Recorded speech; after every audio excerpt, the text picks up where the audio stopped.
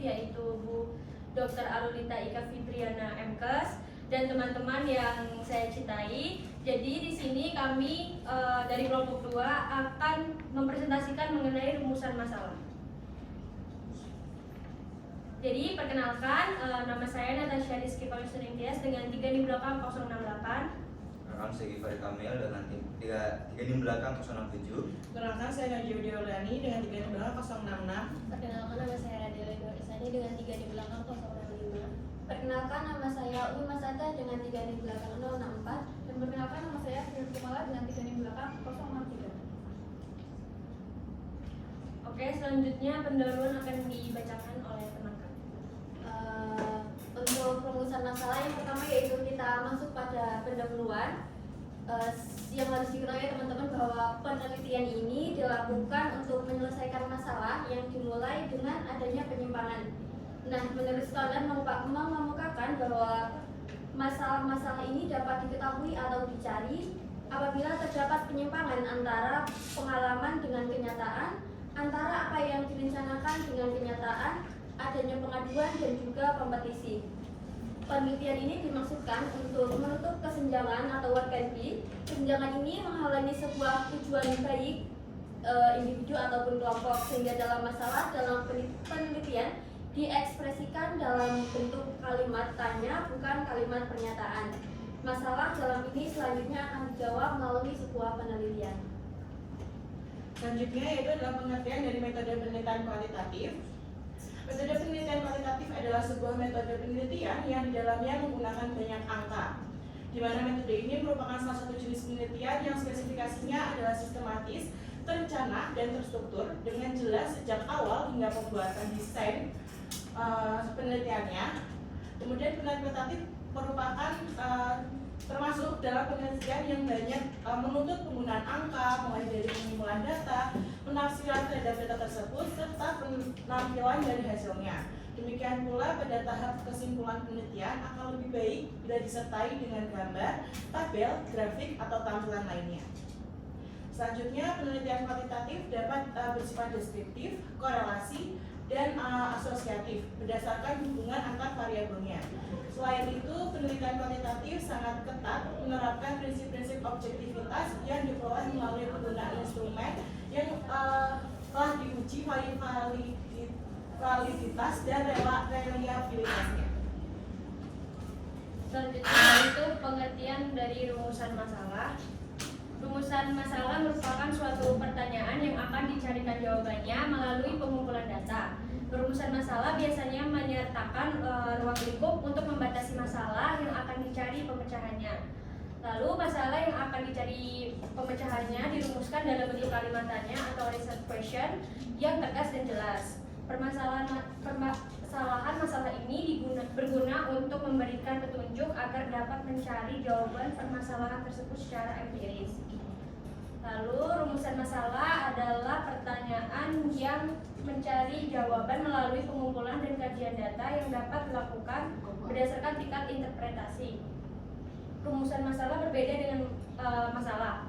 Masalah adalah kesenjangan antara harapan dan realitas, sedangkan rumusan masalah adalah pertanyaan yang dibuat oleh peneliti untuk dicarikan jawabannya melalui penelitian ilmiah. Kemudian selanjutnya adalah tujuan dari rumusan masalah. Yang pertama, rumusan masalah bertujuan untuk membuat penelitian menjadi lebih terarah. Rumusan masalah membatasi ruang lingkup penelitian agar penelitian lebih spesifik sehingga tidak melebar ke aspek-aspek yang tidak relevan. Kemudian yang kedua, rumusan masalah berperan sebagai petunjuk dalam merumuskan kerangka teoritis, merumuskan hipotesis, hingga mengidentifikasi variabel-variabel yang akan diteliti. Kemudian yang ketiga, rumusan masalah dapat menggambarkan orisinalitas dari penelitian yang akan dilakukan. Dan yang terakhir, rumusan masalah membuat peneliti menjadi terfokus dan terarah, termasuk dalam menentukan jenis-jenis data yang akan digunakan selama penelitian. Lalu yang selanjutnya yaitu sumber masalah. Jadi yang pertama itu sumber masalah itu dapat dikembangkan menjadi 4, yaitu yang pertama observasi langsung, yaitu permasalahan penelitian yang ditangkap melalui observasi langsung seringkali dilakukan oleh banyak peneliti. Nah, dalam melakukan observasi langsung ini peneliti harus memiliki kepekaan dalam menangkap fenomena permasalahan yang akan diteliti. masalah kepekaan ini selain berkaitan dengan faktor kesiapan, teori, dan penguasaan perkembangan mutakhir sesuai bidang ilmunya.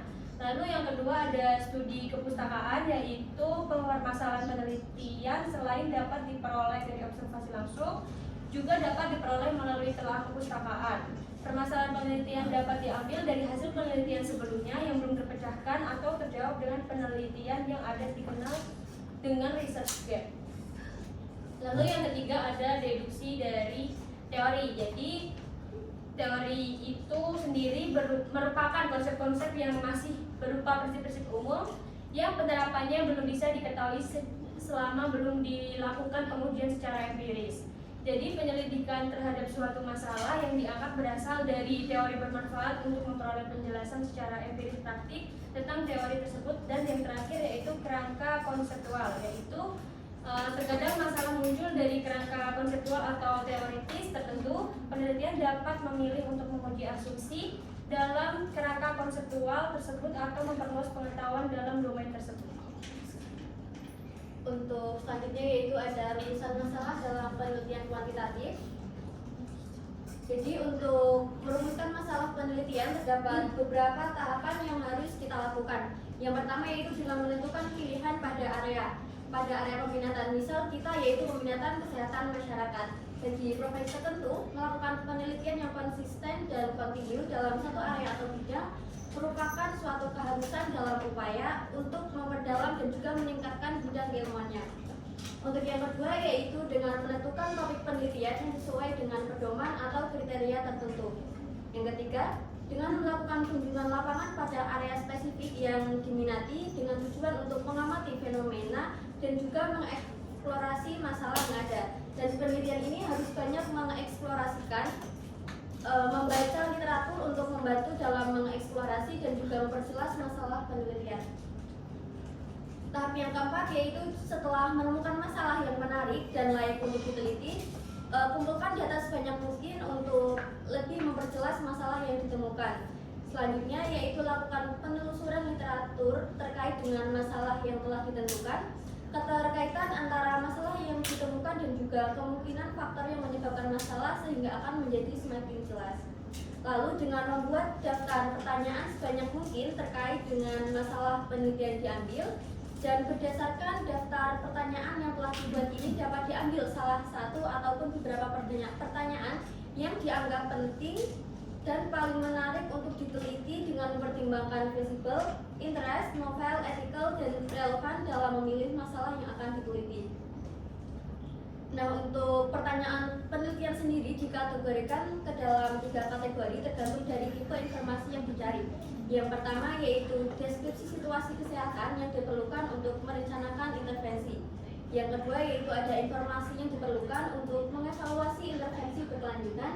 Dan yang terakhir yaitu ada informasi yang diperlukan untuk mendefinisikan masalah pada beberapa bidang yang diperlukan dan menganalisis penyebab yang mungkin untuk menemukan suatu masalah.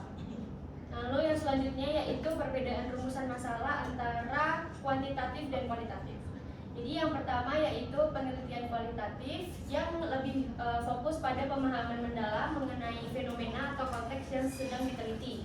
Jadi metode ini biasanya digunakan untuk menjelaskan, memahami, dan menggali makna dari suatu fenomena. Pernyataan masalah dalam penelitian kualitatif ini seringkali berisi pertanyaan penelitian atau pertanyaan yang lebih terbuka dan bersifat eksploratif. Jadi biasanya penelitian kualitatif mencari pemahaman yang lebih mendalam dan kontekstual tentang fenomena. Oleh karena itu, pernyataan masalah dalam penelitian kualitatif cenderung lebih deskriptif dan kurang terstruktur. Lalu yang selanjutnya yaitu penelitian kuantitatif. Nah, penelitian ini lebih berorientasi pada pengukuran, analisis statistik, dan generalisasi dari hasil penelitian. Penelitian ini lebih fokus pada data numerik yang diukur dan dianalisis secara statistik, dan pernyataan masalah dalam penelitian kuantitatif ini cenderung lebih terstruktur dan jelas. Seringkali berisi hipotesis dan pernyataan yang dapat diuji secara empiris. Penelitian kuantitatif ini seringkali mencari korelasi perbedaan atau pola dalam data yang dapat dianalisis dengan menggunakan metode statistik tertentu. Nah, jadi di sini ada perbedaan kuantitatif dan kualitatif, yaitu secara fokusnya. Jadi dalam kuantitatif ini pengukuran, analisis statistik, dan generalisasi ini hasil penelitian. Penelitian ini lebih berfokus pada data numerik yang dapat diukur dan dianalisis. Lalu untuk yang kualitatif itu pemahaman mendalam tentang fenomena atau konteks yang sedang diteliti. Lalu untuk pernyataan masalahnya dalam kuantitatif ini cenderung terstruktur dan jelas dan dapat diuji secara empiris, sedangkan untuk yang kualitatif ini berisi pertanyaan penelitian atau pertanyaan yang lebih terbuka dan bersifat eksploratif. Dan yang tujuannya yaitu untuk kuantitatif mencari korelasi, perbedaan, dan pola dalam data yang dapat dianalisis dengan menggunakan metode statistik tertentu. Lalu untuk yang kualitatif yaitu mencari pemahaman yang lebih mendalam dan kontekstual tentang fenomena tersebut. Selanjutnya saya akan membahas tentang syarat-syarat dalam merumuskan suatu masalah. Yang pertama itu adalah aktual. Dalam sebuah penelitian, penting untuk memastikan bahwa rumusan masalah yang dikaji memiliki unsur kebaruan dan tidak hanya mengulang penelitian yang sudah ada tanpa memberikan perspektif baru. Yang kedua ada representatif. Sebuah rumusan masalah yang baik harus mampu menggambarkan isu atau fenomena yang benar-benar terjadi di lapangan secara konkret dan komprehensif. Hal ini berarti rumusan masalah harus didasarkan pada data, fakta, serta kondisi nyata yang dapat diverifikasi. Yang ketiga ada berlandaskan teori. Rumusan masalah harus memiliki dasar yang kuat dalam konsep atau teori yang sudah ada. Hal ini penting agar penelitian memiliki landasan yang jelas dan dapat dipertanggungjawabkan secara ilmiah. Yang keempat adalah menarik. Sebuah rumusan masalah yang baik harus mampu membangkitkan rasa ingin tahu, tidak hanya bagi peneliti, tetapi juga bagi pembaca atau pihak yang berkepentingan. Yang kelima yaitu mengarah pada solusi. Rumusan masalah harus dirancang sedemikian rupa dengan mempertimbangkan berbagai aspek yang relevan, sehingga penelitian yang dilakukan dapat menghasilkan jawaban yang jelas, sistematis, dan terarah terhadap permasalahan yang dikaji. Dan selanjutnya adalah batasan masalah. Batasan masalah merupakan upaya membatasi ruang lingkup masalah yang terlalu luas atau lebar, sehingga penelitian akan lebih fokus pada satu aspek.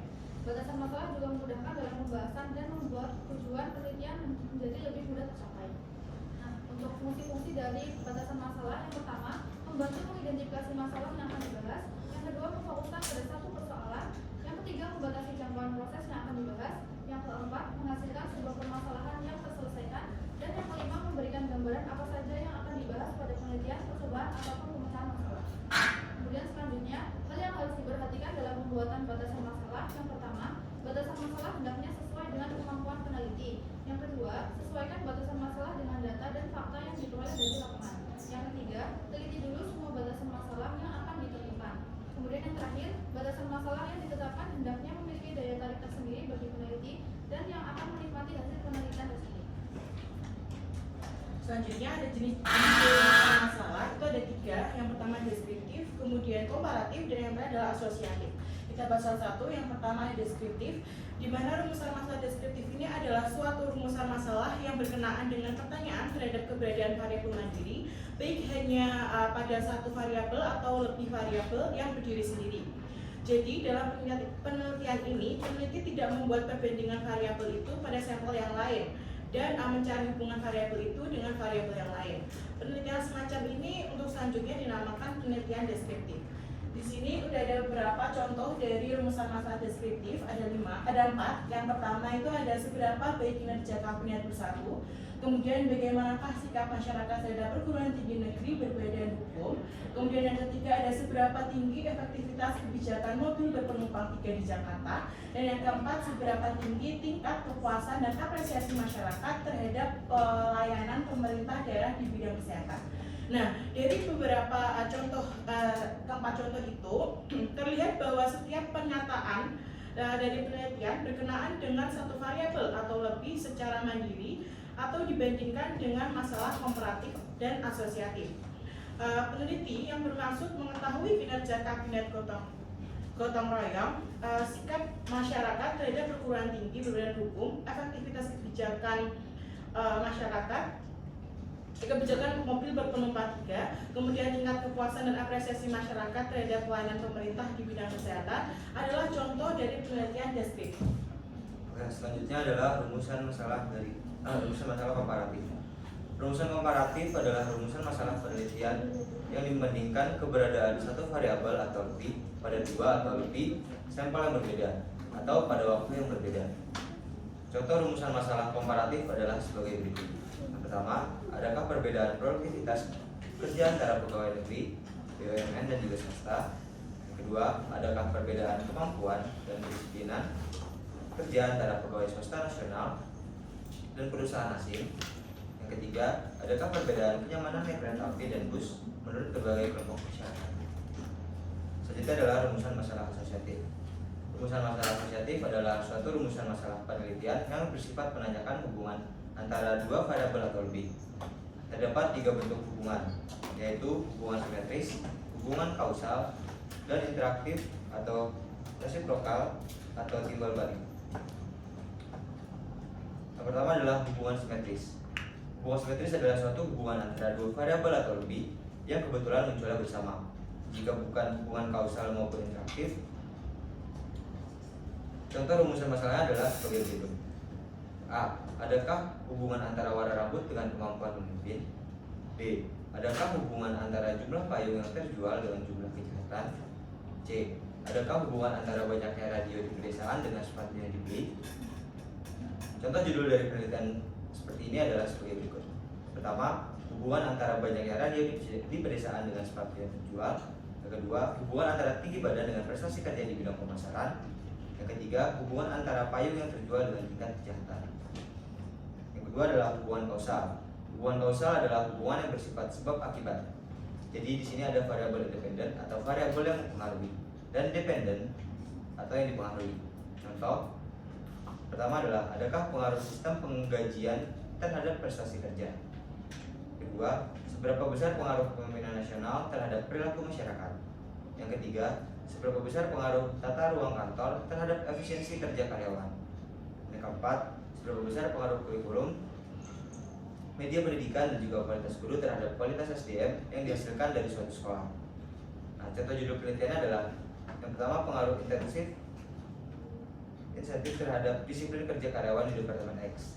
Yang kedua, pengaruh gaya kepemimpinan dan tata ruang kantor terhadap efisiensi kerja di Departemen X. Contoh pertama dengan satu variabel independen dan contoh kedua dengan dua variabel independen. Selanjutnya adalah hubungan interaktif atau resiprokal atau timbal balik. Hubungan interaktif adalah hubungan yang saling mempengaruhi. Di sini tidak diketahui mana variabel independen dan juga dependen. Contohnya adalah pertama, hubungan antara motivasi dan prestasi. Di sini dapat dinyatakan motivasi mempengaruhi prestasi dan juga prestasi mempengaruhi motivasi. Kedua, hubungan antara kecerdasan dengan kekayaan. Kecerdasan dapat menyebabkan kaya, demikian juga dengan orang yang kaya dapat meningkatkan kecerdasan karena gizi terpenuhi. Selanjutnya adalah teknik analisa data atau rumusan masalah. Teknik analisa data kuantitatif pada umumnya proses analisis data yang digunakan pada penelitian kuantitatif yaitu berupa numerik, matematika, dan statistik. Data kuantitatif pada umumnya diperoleh dari pembagian instrumen berupa tes atau kuesioner dan ditabulasikan dalam bentuk tabel sesuai dengan variabel atau kelompok data yang telah ditentukan. Untuk memperoleh hasil penelitian melalui analisis kuantitatif digunakan berbagai rumusan statistik. Untuk memudahkan penelitian melakukan perhitungan data digunakan beberapa aplikasi atau software seperti Microsoft Excel, Statistical Package for the Social Scientist atau SPSS, Structural Equation Modeling atau SEM, dan lain sebagainya. Teknik analisis data pada penelitian kuantitatif terdiri dari dua jenis, yaitu analisis statistik deskriptif dan juga analisis statistik inferensial. Nah, pada analisis kuantitatif deskriptif, dari seluruh data yang diperoleh dikonstruksikan dan dibuat kesimpulan untuk memberikan gambaran atau petunjuk, dan biasanya analisis deskriptif ini dilakukan karena data sangat besar seperti data sensus penduduk atau sensus ekonomi. Tujuan dari analisis deskriptif yaitu untuk mencari dan menjelaskan permasalahan yang ada dalam penelitian, diuraikan secara jelas dan akurat, terstruktur secara sistematis berdasarkan fakta-fakta di lapangan. Hasil dari analisis statistik Deskriptif ini yaitu berupa sebab akibat yang terdiri dari dua variabel, yaitu variabel bebas atau independen dan variabel terikat atau dependen. Variabel bebas merupakan variabel yang menjadi faktor penyebab terjadinya perubahan, dan perubahan tersebut yaitu variabel terikat. Setiap variabel memiliki skor atau nilai yang disediakan dalam bentuk tabel, diagram, flowchart yang telah dikelompokkan berdasarkan kategori sebaran data. Teknik analisis deskriptif terdiri dari dua metode, yaitu metode korelasi yang menjelaskan hubungan atau pengaruh antar variabel dan metode komparatif yang membandingkan antar variabel. Agar sebaran data yang disajikan dalam suatu kelompok data dapat lebih mudah dipahami, maka dilakukan langkah-langkah perhitungan untuk mencari nilai-nilai rata atau mean, nilai tengah atau median, dan nilai yang paling banyak muncul atau modus. Lalu ada distribusi frekuensi, standar deviasi, varian, dan juga analisis faktor. Yang pertama adalah mean. Mean adalah ukuran atau nilai rata-rata dari sekelompok nilai yang diperoleh dari keseluruhan nilai atau skor dibagi jumlah observasi yang dilakukan. Nilai rata-rata diperoleh dengan menggunakan rumus sebagai berikut, dan keterangan dari rumus tersebut juga sebagai berikut. Selanjutnya adalah median. Median adalah nilai yang berada di tengah sekumpulan data yang telah dikelompokkan, di mana nilainya disusun secara berurutan dari nilai terkecil sampai nilai yang terbesar. Pada umumnya, untuk mencari nilai median digunakan rumus seperti di bawah ini. Dan untuk menentukan nilai median harus diperhatikan hal berikut, yaitu A. Jika urutan nilai dari sekelompok sampel ganjil, maka nilai median diperoleh melalui rumus yang tertera seperti di layar. Dan jika B. Jika urutan nilai dari sekelompok sampel genap, maka nilai mediannya ditentukan dari nilai rata-rata dari dua nilai terdekat yang berada di tengah kelompok nilai tersebut. Untuk jumlah sampel genap digunakan melalui rumus yang tertera juga. Dan keterangan sebagai berikut. Lanjut ke yang ketiga, modus atau mode. Modus atau mode adalah nilai atau skor yang paling sering muncul pada sekelompok nilai. Modus tidak harus ada pada setiap kelompok nilai dan terkadang terdapat satu atau lebih modus dalam suatu kelompok nilai. Hal ini tergantung dari data yang diperoleh pada saat penelitian dan tidak menjadi faktor penting yang mempengaruhi analisis penelitian. Untuk mencari nilai modus digunakan dari rumus sebagai berikut. Dan keterangan sebagai berikut. Selanjutnya adalah distribusi frekuensi.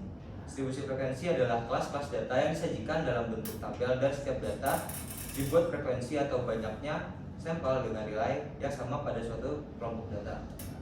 Dalam membuat distribusi frekuensi ada beberapa istilah yang harus diperhatikan, yaitu yang pertama interval kelas, yaitu interval dalam menentukan kelas-kelas distribusi. Yang kedua batas kelas, yaitu nilai terkecil dan nilai terbesar yang terdapat pada kelas interval tertentu. Yang ketiga lebar interval kelas, yaitu nilai batas atas kelas dikurangi nilai batas bawah kelas. Dan yang keempat tanda kelas, yaitu nilai rata-rata dari jumlah batas atas dan juga batas bawah dibagi dua. Langkah-langkah dalam membuat distribusi frekuensi antara lain: pertama, menentukan nilai terbesar dan nilai terkecil, kemudian menentukan rentang atau range di antara nilai tersebut. Rentang data dicari dengan rumus R sama dengan H dikurangi L tambah 1. Kedua, tetapkan jumlah kelas dengan rentang data yang sama. Jumlah interval kelas diperoleh dengan menggunakan rumus K sama dengan 1 tambah 3 log Fn. Dan ketiga, tentukan panjang interval kelas dengan menggunakan rumus D sama dengan rentang dibagi jumlah interval kelas.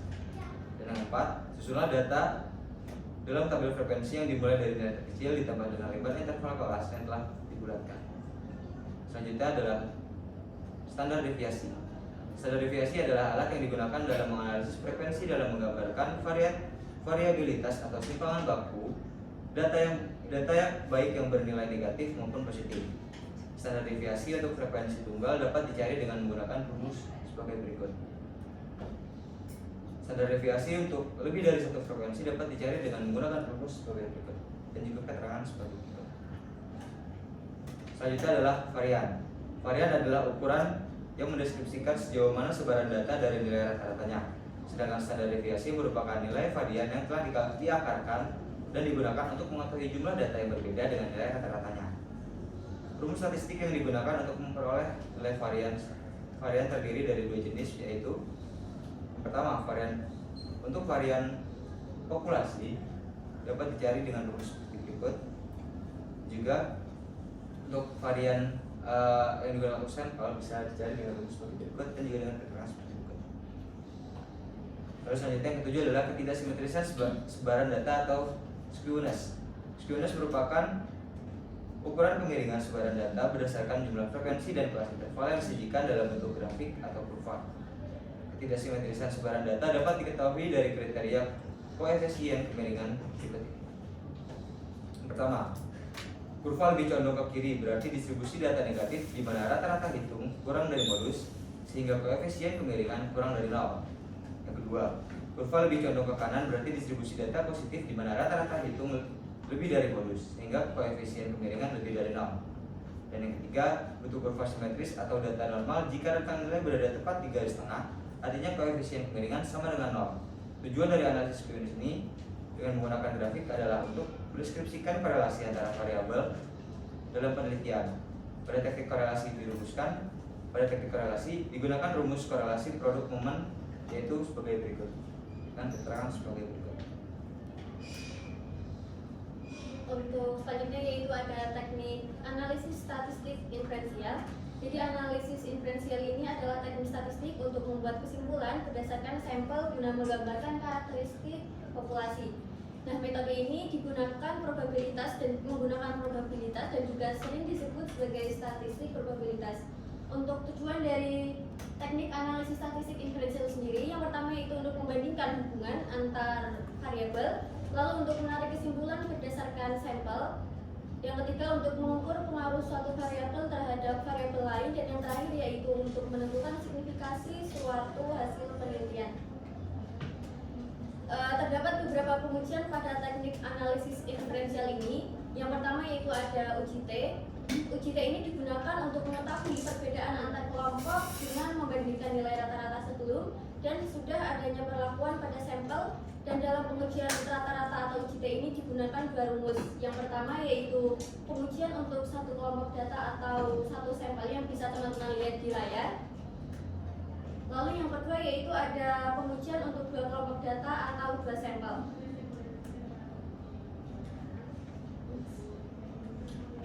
Untuk uji yang kedua yaitu ada uji ANOVA atau Analysis of Variance.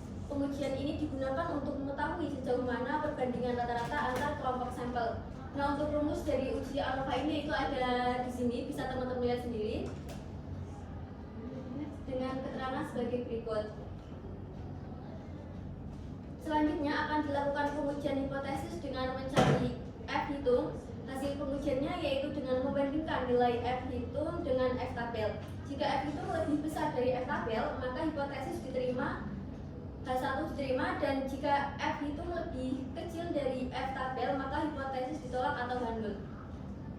Uji F ini digunakan dengan rumus sebagai berikut dengan keterangan di bawahnya. Lalu yang ketiga yaitu ada analisis regresi linear.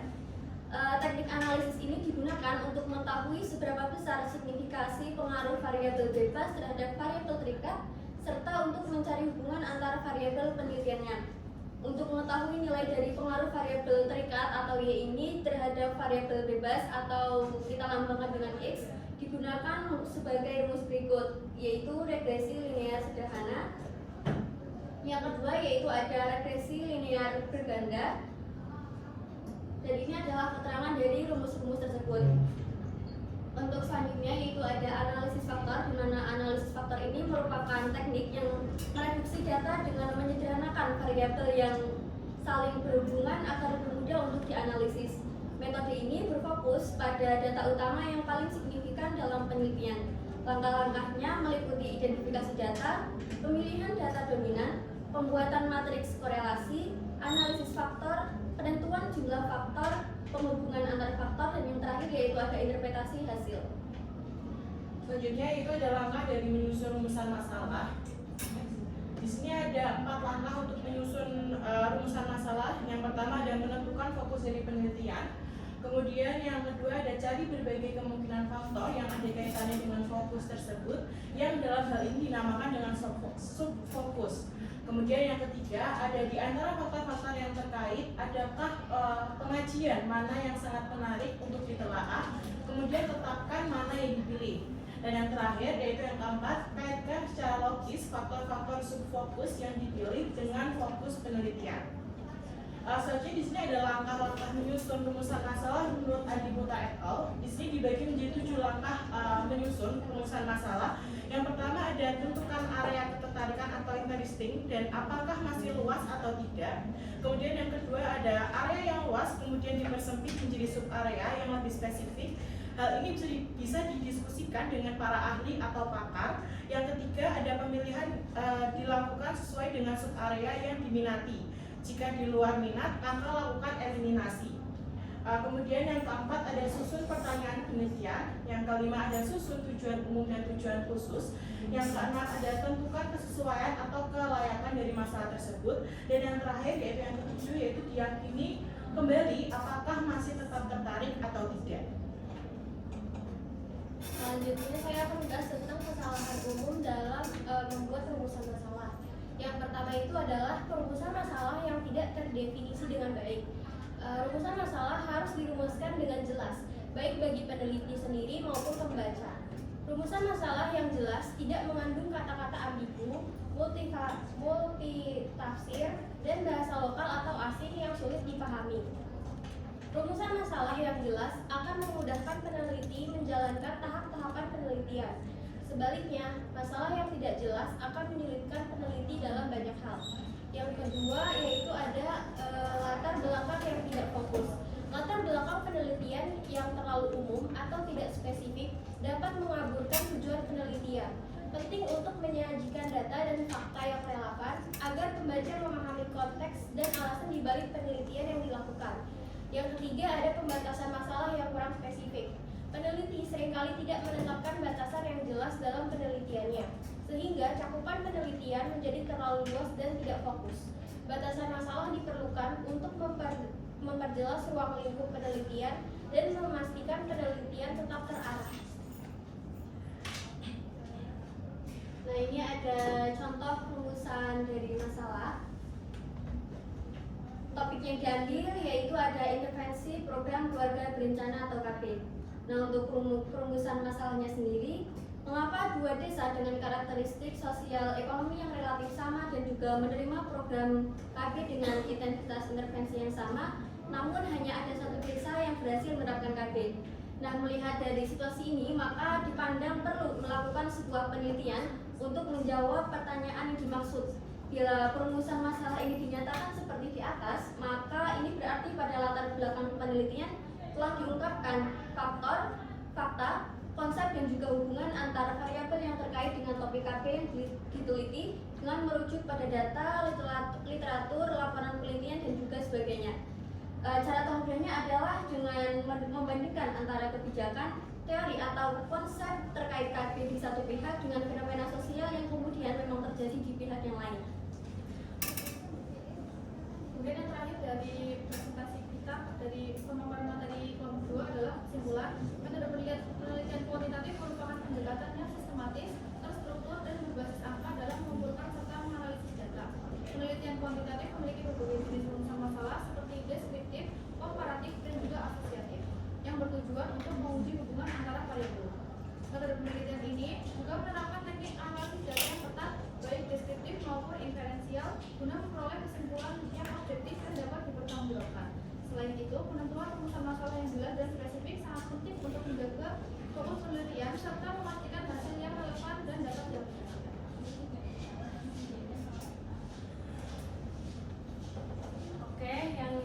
Oke, presentasi dari kami. Ada yang mau bertanya? Oke, ada lagi? Udah. Kirim dulu boleh.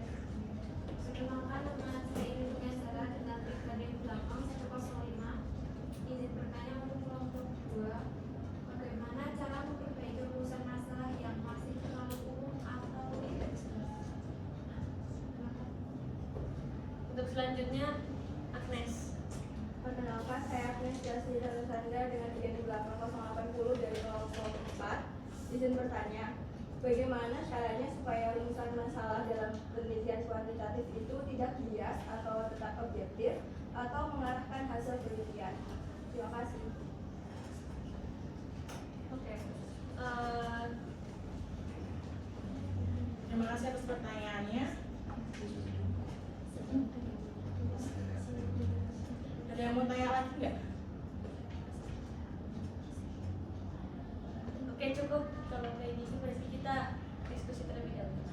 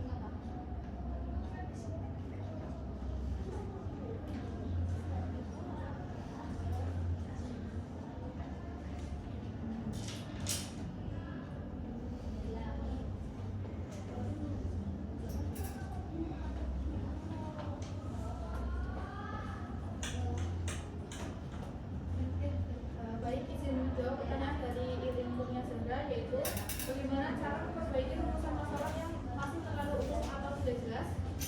Untuk memperbaiki rumusan masalah yang terlalu umum atau tidak jelas dapat dilakukan beberapa langkah, yaitu yang pertama memperjelas penguji penelitian, yang kedua mengubah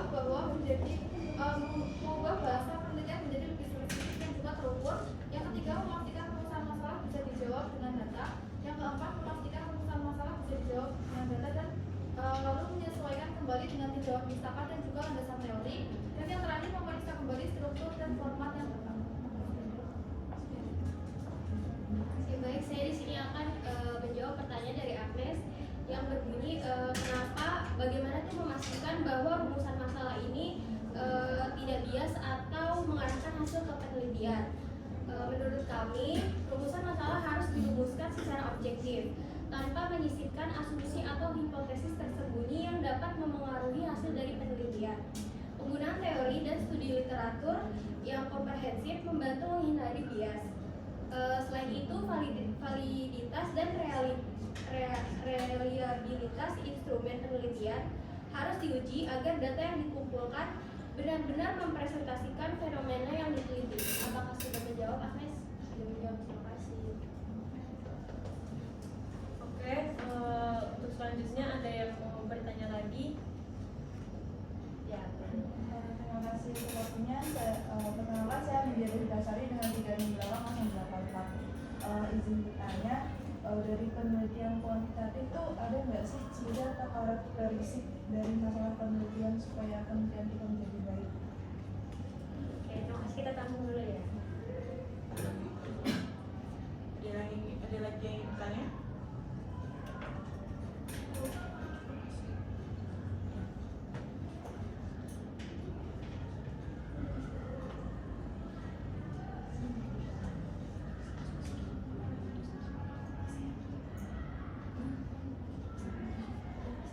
Lebih baik akan kami diskusikan terlebih dahulu.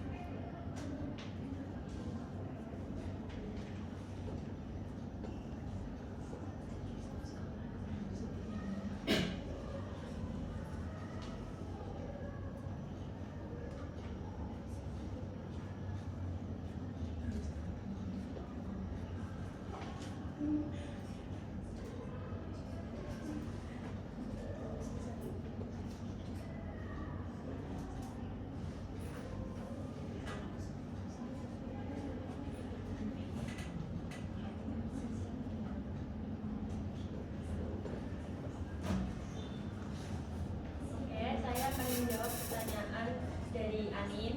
Jadi tadi pertanyaannya bagaimana ciri-ciri masalah penelitian yang baik dalam penelitian kuantitatif. Jadi jawabannya yaitu masalah penelitian yang baik memiliki relevansi dengan tema penelitian yang diangkat serta nilai kebaruan dan signifikan. Dalam artian jawaban terhadap masalah tersebut penting untuk diketahui masyarakat luas. Jika dari segi praktis, masalah penelitian harus visible, yang berarti dapat dilaksanakan dengan mempertimbangkan ketersediaan data, biaya, waktu, dan kualifikasi peneliti. Dan juga masalah tersebut juga tidak boleh bertentangan dengan norma atau nilai yang berlaku di tempat penelitian. Sudah cukup menjawab? Cukup, terima kasih. Ya, terima kasih. Sekian presentasi dari kelompok kami. Terima kasih. Wassalamualaikum warahmatullahi wabarakatuh. Waalaikumsalam warahmatullahi wabarakatuh.